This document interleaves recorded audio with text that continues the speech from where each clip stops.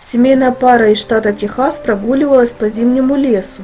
Вдруг они заметили коробку, из которой доносился слабый писк, а открыв ее, увидели крошечных, явно изнеможденных холодом и голодом щенков.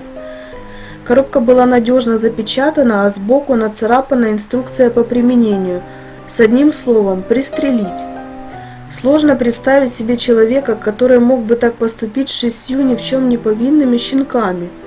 Но, видимо, кто-то там наверху твердо решил, что малыши должны жить, и послал им этих чудесных людей. С этого момента началась их история, которую я вам сегодня хочу рассказать. Женщина сразу позвонила своей тете, которая затем связалась с Карен, волонтером, который оказывает брошенным собакам медицинскую помощь у себя дома.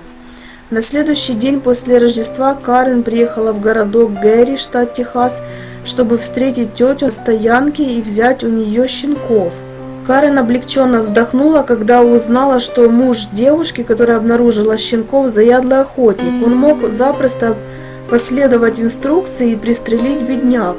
Но у Карен было время, чтобы вылечить их и убедить мужчину не убивать щенков. Первичный осмотр показал, что малышам было около месяца. Все они страдали от недоедания, а также других болезней и травм. У одного был инфицированный укус на мордочке, а у другого почти полностью покусан хвост.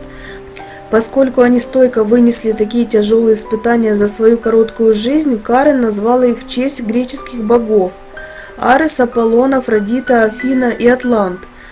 Самого маленького щенка девочку назвали в честь Геры, верховной богини. Хотя они были в безопасности, все пошло не так гладко, как ожидалось. У 3 щенков Афины, Афродиты и Ареса вскоре случился обширный кокцидиоз, поэтому их срочно отвезли к ветеринару. К сожалению, Афина и Афродита не выжили, но Аресу удалось выкарабкаться. Арес вернулся к Карен и своим братьям и сестрам, но после того, как он чуть не умер, щенок стал более послушной и не такой неугомонной собакой, как остальные щенки. Карен была только рада, так как она еле справлялась с щенками. Теперь он стал очень тихим, нежным и скулит чаще других, рассказывает женщина о маленьком бедолаге. Карен была очень занята щенками, но смерть Афины и Афродиты все еще оставалась поводом для грусти. Это был первый случай, когда кто-то из собак, которым она оказывала помощь, скончался. Сегодня оставшиеся 4 щенка Арес, Аполлон, Атлант и Гера чувствуют себя хорошо. Они любят бегать и играть, как и полагается щенкам.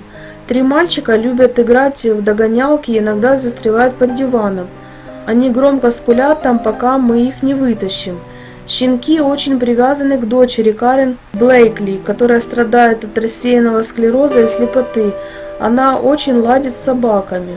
Карен думает, что это очень полезно для больной девушки. Кроме того, у Карен установилась особая связь с Герой, самым маленьким щенком. Гера слепа на 1 глаз, и я хочу оставить ее, говорит она.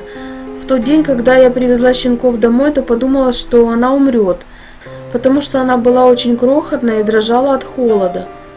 Сейчас щенки здоровы и полны сил, но ждут, когда их кто-нибудь приютит. Конечно же, Карен хотела бы оставить их всех у себя, но понимает, что тогда не сможет оказывать помощь другим нуждающимся собакам. Однако она уверена, что щенки обязательно попадут в добрые руки. Слава Богу, они в порядке после всего, что пережили в первые месяцы своей жизни. Друзья, если вам понравилась история, ставьте лайки и подписывайтесь на канал.